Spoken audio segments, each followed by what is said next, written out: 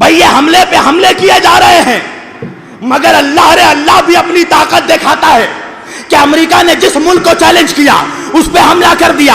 Iraq को challenge किया, Iraq पे हमला किया, इराक पे चैलेंज किया, इराक पे हमला किया। अफगानिस्तान को चैलेंज किया, अफगानिस्तान पे हमला किया। बोस्निया को चैलेंज किया, बोस्निया पे हमला कर दिया। मगर आज तक कई सदी गुजर गए, ईरान को चैलेंज करता रहा, आज तक ईरान के सामने नहीं आया। इसलिए कि इसे मालूम है कि मैं मरहब हूं और मुकाबले पे अली खामनाई खड़ा है। ये वो सांप है अमेरिका कि जिसकी आस्तीन में पलता है उसी को डसता है। अरे सद्दाम हुसैन को तुमने पाला और पालने के बाद तुमने ही उसे मरवा दिया, मगर तुम भूल गए इराक में फर्क है, ईरान में फर्क है। इराक में सद्दाम हुसैन था, ईरान में औलादे हुसैन है।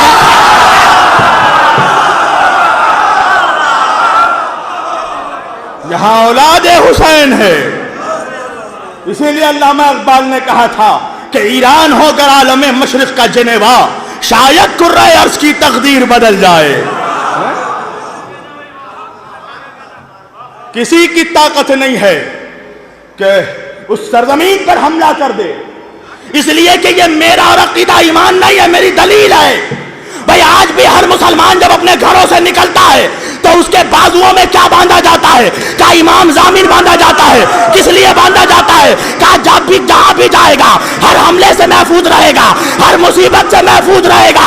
अरे तुझे नहीं मालूम जिसका नाम हमारे हाथों में बना है उसका रोजा ईरान में है।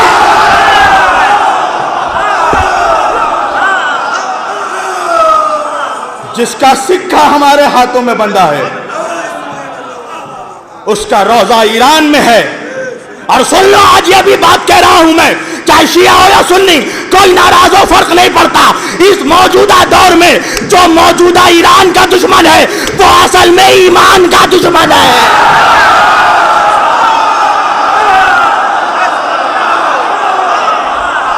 और मैं दावे बेदलील नहीं करता।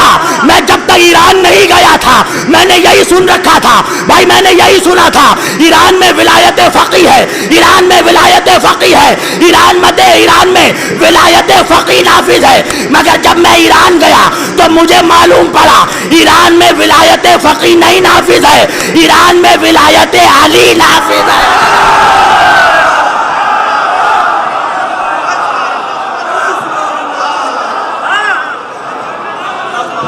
और बस आखिरी बात, और मैं अपनी तकरीर समेट रहा हूं, ये दावे मैं ऐसे ही नहीं कर रहा, हवाओं में तीर नहीं चलाते हैं हम अली वाले हैं, कलेजा देखकर तीर चलाते हैं, यहां वहां तीर नहीं चलाते। मैंने कैसे कह दिया कि ईरान ईमान का हिस्सा है, ईरान हक की तरफ है, इसलिए कि ये मेरे मौला की हदीस है। मेरे मौला ने फरमाया कि अगर कोई जमाना ऐसा आए कि जब हक का पहचानना मुश्किल हो जाए तो ये देखना सारी बातिल ताकतें किसके खिलाफ खड़ी है। तो मैंने देखा अमेरिका, इजराइल।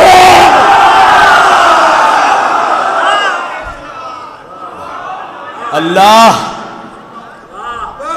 कम ही लोगों को क़यादत से नवाजता है, मगर मैं इस बात से कतअन भी डरता नहीं हूं, इसलिए कि किसी के बाप के मिंबर पे नहीं बैठा हूं, हुसैन के बाबा के मिंबर पे बैठा हूं।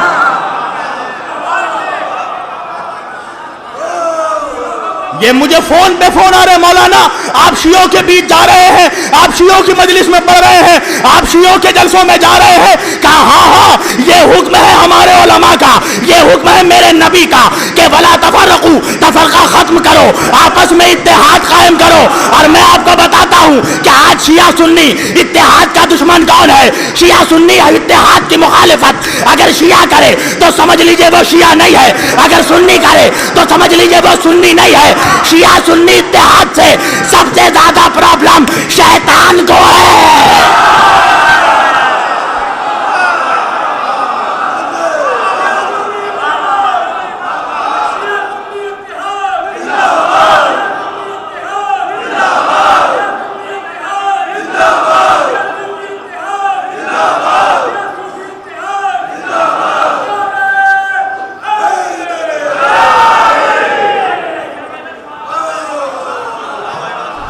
मैं हदीसों का एक अंबार खड़ा कर सकता हूं कि अइम्मा मासूमीन और अइम्मा अहले बैत ताहरीन की अक़वाल से मैं कटमुल्ला कुछ भी बोले मुझे क्या फर्क है। मुझे तो इस बात से फर्क पड़ता है कि शेर खुदा क्या बोले।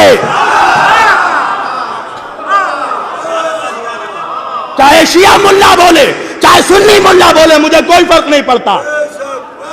मुझे तो यह देखना है कि मेरा मौला क्या कह के गया।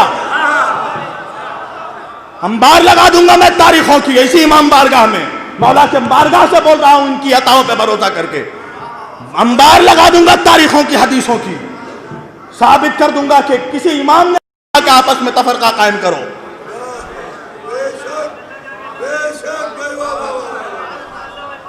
दोनों शहजादे इमामैन सैयदैन नय्यरैन सकलैन हसनैन शरीफैन क़िबलतैन, एक ने जंग की एक ने सुलह की।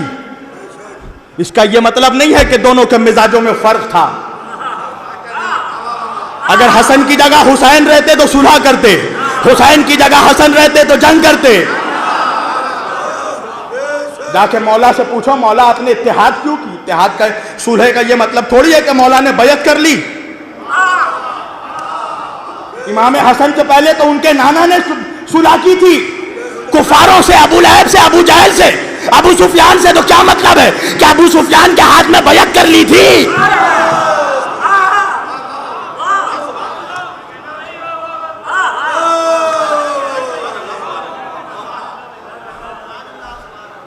अगर मौला उठा लेते तलवार तो किसकी हुकूमत थी कि मौला से मसनद छीन लेता।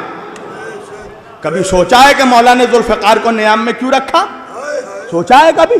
तुम मौला से बड़े मौला के चाहने वाले हो। अगर उम्मत में तफरका मकसूद ना होता तो किसी की हिम्मत नहीं थी, किसी माँ ने वो औलाद नहीं जना कि अली की तलवार के सामने आ जाए।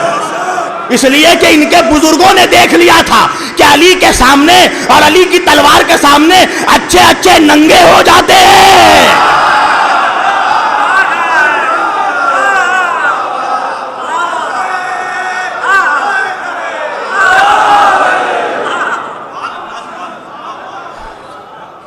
जब मौलाना कल्बे जवाद साहब ने मुझे इस अशरे के लिए कहा तो मैंने लब्बैक कहा, क्योंकि हिंदुस्तान में आज ऐसी कोई दूसरी क़यादत नहीं है।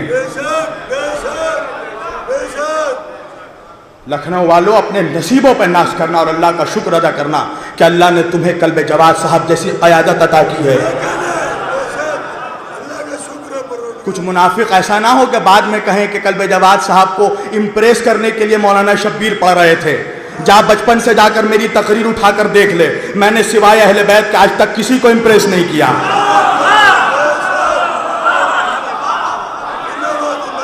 इम्प्रेस वो करे जो जलसों का लालची हो, इम्प्रेस वो करे जो महफिलों का लालची हो। अल्लाह ने शब्बीर को पैदा ही किया है जिक्र हुसैन करने के लिए।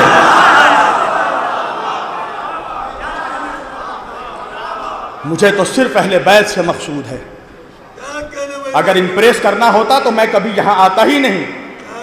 मेजॉरिटी सुन्नियों की है, मैं उनको इम्प्रेस करता। यहां क्यों आता अक़लियत में? मैंने कहा कि मैं अपने हुसैनी भाइयों के पास जा रहा हूं। जिस 12 इमाम को वो मानते हैं उसी 12 इमाम को मैं मानता हूं।